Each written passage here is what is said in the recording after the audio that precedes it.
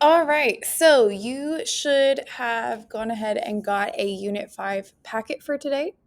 Our warm-up, it asked us to solve for x, and the thing here is these two angles are corresponding angles, so they are actually equal. So you could have set them equal to each other and then solved it like an equation, and the answer would have been 21. Okay, the Pythagorean theorem is what we're starting with today. The Pythagorean theorem states that the sum of the squares of the legs of a right triangle is equal to the square of its hypotenuse. If a triangle is a right triangle, then the formula a squared plus b squared is equal to c squared will be true, is what Pythagoras said. So in this formula, a, b, and c are the sides of the right triangle. And we're going to talk about which sides they are in a second. So this video is a real quick demonstration of what that actually means.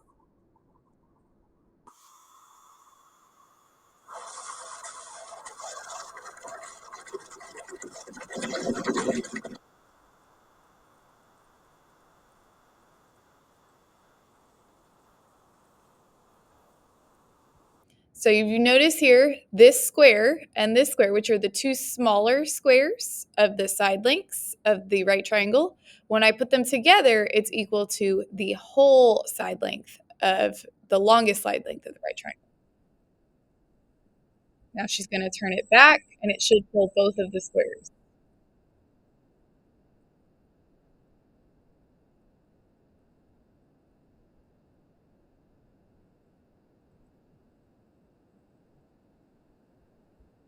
Alrighty. So that's our visual representation of what the Pythagorean theorem is. And now we're going to go through on what side lengths go with what. So the legs of a right triangle create the right angle. So the legs have to be touching the right angle. Remember, we indicate our right angle with a little square in the corner. The legs are A and B in the formula, and they are perpendicular sides. Well, what does perpendicular mean? They meet at a right angle. So if the legs form the right angle, they must be perpendicular. The hypotenuse, I will never ask you to spell this. Spelling is not my forte, but the hypotenuse is opposite of the right angle, and it is the longest side. So the hypotenuse is going to be C in the formula, and it is the longest side. So A and B are your shorter sides. C is the longest side. So sets of three numbers that could be the side lengths of a right triangle, that is sets of three numbers that make the Pythagorean theorem true, are called Pythagorean triples. Okay, so these are three numbers that make this true. And we're going to show this by proving that these are right triangles. So I said in the last slide that A and B are the shortest sides and C is the longest side. So here we have 3, 4, and 5. Well, 3 and 4 are the shortest, so they're going to be A and B. So 3 squared plus 4 squared must be equal to 5 squared. Well, 3 squared is 9, 4 squared is 16, 5 squared is 25, 9 plus 16 is 25, 25 equals 25. They do form a right triangle because they are a Pythagorean triple. All right, the next one we're going to figure out, we have our two shortest sides, which are 10 and 12. Are they equal when we square them and add them together to 26 squared?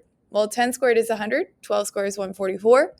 100 plus 144 is 244, and that is not equal to 676. So that is not a right triangle. Lastly, we have 2 and 3 and 5. So 2 squared plus 3 squared is that 5 squared. 4 plus 9 is not 25, so that is not a right triangle. We're going to go ahead and skip this video for now. I will link it on Canvas. You can go back and watch it. So continuing with the Pythagorean theorem, this is our formula. A squared plus b squared equals c squared. This is what we are going to be using to solve problems. To find the measurement known as the hypotenuse, the first thing you're going to do is find the longest side of the triangle, and we're going to use our Pythagorean theorem, but we're adjusting it a little bit. Notice how on the previous slide we had is equal to c squared. Well, when I'm asking you for a particular side length, I don't actually want that squared. And the best way to undo squaring something is to take the square root. So here, I don't have c squared. Instead, I just have c, but the other side has the square root. Now, you're going to do the square and the sum before you do the square root. The square root is going to be the last thing we see. So I'm just going to choose A and B. It does not matter which of the shortest sides is A and which is B because addition is commutative. They're interchangeable. So if you wanted, you could have put the bottom side as A or the long side as B. I know C is directly across from the right angle. So anytime we have these kinds of problems, you're going to draw an arrow from the right angle and go across, and that is your C. No matter what, that is your C, across from the right angle. So we have our formula, a squared plus b squared is equal to c squared. I'm going to plug in the numbers I picked. 5 squared plus 2 squared is equal to c squared.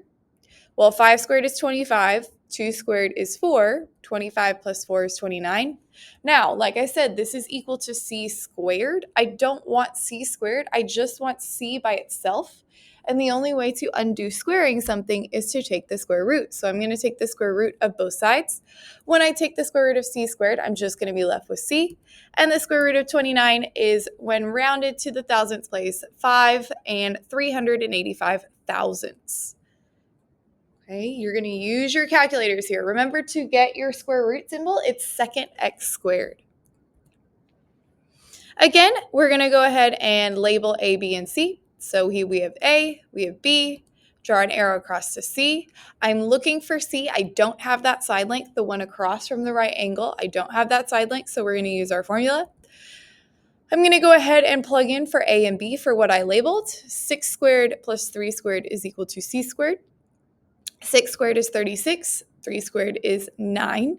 36 plus 9 is 45. I'm going to take the square root of 45, which gets me 6 and 708 thousandths. Okay, your homework for tonight is 5-1 and 5-2. We have a CFA next week.